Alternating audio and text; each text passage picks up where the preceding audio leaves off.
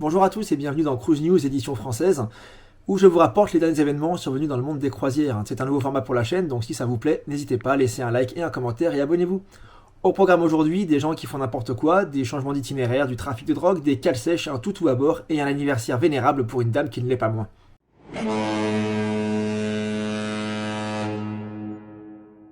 On commence tout de suite par la nouvelle la moins agréable du moment, en regardant un peu comment les tensions au Moyen-Orient affectent les croisières en mer Rouge. La mer Rouge est d'ordinaire une destination prisée des croisiéristes en quête d'exotisme, mais dû au récent développement, notamment avec les rebelles Houthis au Yémen, les compagnies de croisière ont choisi la sécurité en déroutant plusieurs croisières, voire en repositionnant leurs paquebots sur d'autres trajets. Par exemple, MSC a modifié le trajet du MSC Poesia, qui a entamé récemment son tour du monde, comme on en parlait la semaine dernière. Au lieu d'emprunter le canal de Suez, le navire fera le tour de l'Afrique par le sud et offrira des escales dans l'océan Indien en compensation. Le Splendida, l'Opéra, le Virtuosa sont également renvoyés vers l'Europe sans voyageurs à bord, en passant également par la pointe sud du continent pour éviter tout risque de mauvaises rencontres. La plupart des grandes compagnies sont en veille constante sur la situation avec les autorités locales pour évaluer les modifications à apporter. Par exemple, P&O ou Cunard semblent actuellement maintenir leurs croisières en ajustant au besoin les escales prévues dans les régions en fonction de l'évolution de la situation. Bien évidemment, les croisiéristes en attente de connaître leur sort sont informés au fur et à mesure par les compagnies qui ont à cœur de ne pas décevoir leurs clients, qui ont souvent investi des sommes conséquentes dans ces croisières éloignées. Flash News, au 25 janvier, la compagnie AIDA a annoncé annuler ses croisières de repositionnement en mer Rouge pour raison de sécurité. Les navires concernés sont l'AIDA Bella, l'AIDA Blue et l'AIDA Prima. Il en va de même pour le paquebot de luxe Silver Moon de la compagnie Silversea. Les navires font donc le trajet à vide entre le Moyen-Orient et l'Europe, l'Asie ou l'Inde avant de reprendre leur croisière habituelle. On a beau le répéter encore et encore, il y en a toujours pour le faire quand même. C'était en décembre dernier sur le Carnival Jubilee, la vidéo n'a fait surface que récemment. C'est une femme qui semble se pencher de façon plus que dangereuse par-dessus son balcon pour parler avec une cabine voisine. On la voit même grimper sur le toit d'une section inférieure du paquebot pour aller tranquillement faire causette avec ses voisins. Ces sections du navire qui ne sont pas sécurisées, et cette personne se met gravement en danger en ne respectant pas les règles de sécurité à bord. Le Jubilee était alors en train de faire une croisière de cette nuit dans les Caraïbes et était en pleine mer quand cette personne a accompli son exploit. Heureusement, notre héroïne du jour n'a pas eu à souffrir des conséquences de sa bêtise. Une fois à l'eau, ses chances de survie auraient été plus que minces. D'un point de vue légal, la personne a de fortes chances d'être bannie à vie de la compagnie Carnival une fois qu'elle aura été clairement identifiée. S'il vous plaît, prenez soin de vous et des autres à bord d'un paquebot et essayez de résister à la tentation de faire quelque chose aussi stupide qui, en cas de chute, pourrait impacter l'ensemble des personnes à bord de votre paquebot. De la même façon, sauter d'une cabine balcon dans l'eau, comme l'ont fait plusieurs youtubeurs pour faire des vues, est en général une excellente façon de se fracturer les os, de finir à l'hôpital ou de couler à pic. Les vues n'en valent pas la peine et chaque année des personnes meurent en passant par-dessus bord. La croisière est un moment de relâchement, certes, mais ce n'est pas la peine de faire n'importe quoi. Pour 2024, MSC met le paquet pour mettre ses navires à jour en prévoyant pas moins de 6 cales sèches pour sa flotte. Elles auront toutes lieu à Malte où la compagnie possède un dock dédié qu'elle utilise chaque année. Ces cales sèches sont prévues pour durer chacune une quinzaine de jours et incluent une maintenance périodique de la coque et des peintures, des machineries et des réseaux électriques.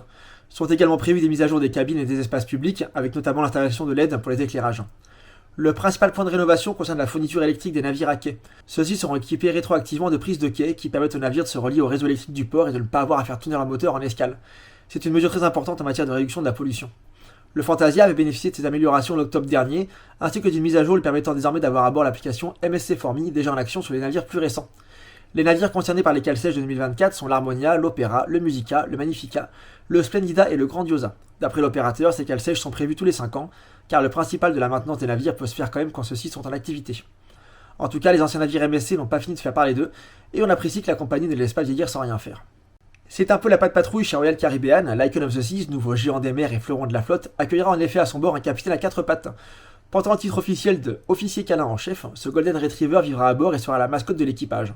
Son rôle est simple, il sera là pour apporter de la joie et du bonheur à l'équipage et aux passagers. Il tiendra compagnie au capitaine sur la passerelle et fera ses promenades sur les différents ponts du navire. L'Icon of the Seas démarrera sa saison le 27 janvier et offrira de longues croisières dans les Caraïbes et les Bahamas. 2 voyageurs à bord d'un navire NCL au départ de Miami ont été accusés cette semaine de tentative de trafic de drogue. Les 2 personnes ont prétendu ne pas se connaître bien qu'elles étaient appréhendées dans la même cabine. Après recherche, il a été établi qu'elles avaient apporté à bord plus de 70 kg de marijuana dans une tentative de les transporter jusqu'à Southampton en Angleterre, terminus de la croisière. Pour se défendre, les accusés ont affirmé avoir une autorisation médicale pour transporter du cannabis médicinal chez eux en Californie, mais la quantité de drogue ainsi que son emballage n'ont laissé aucun doute aux autorités sur l'intention manifeste de revente de la substance au lieu d'un usage personnel. À ce qu'il semble, l'augmentation du cours de marijuana en Angleterre serait la cause de cette hausse du trafic en provenance des États-Unis. On rappelle que toutes les compagnies de croisière interdisent strictement toute présence à bord de substances liées de près ou de loin à l'usage de drogue.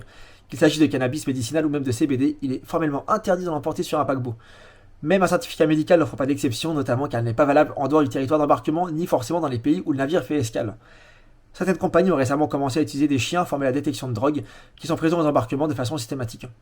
En croisière, une fois encore, on s'amuse, mais cet amusement a ses limites. Pensez à bien vérifier les consignes de votre compagnie avant de risquer d'embarquer à bord quelque chose qui pourrait vous coûter bien plus que le prix de votre voyage. Un bel anniversaire, le Queen Mary 2, l'unique vrai transatlantique en service et fleuron de la compagnie Cunard, fête en 2024 ses 20 ans de bons et loyaux services. Lancé en 2004, le paquebot construit au chantier de Saint-Nazaire en France était à l'époque le plus grand paquebot du monde.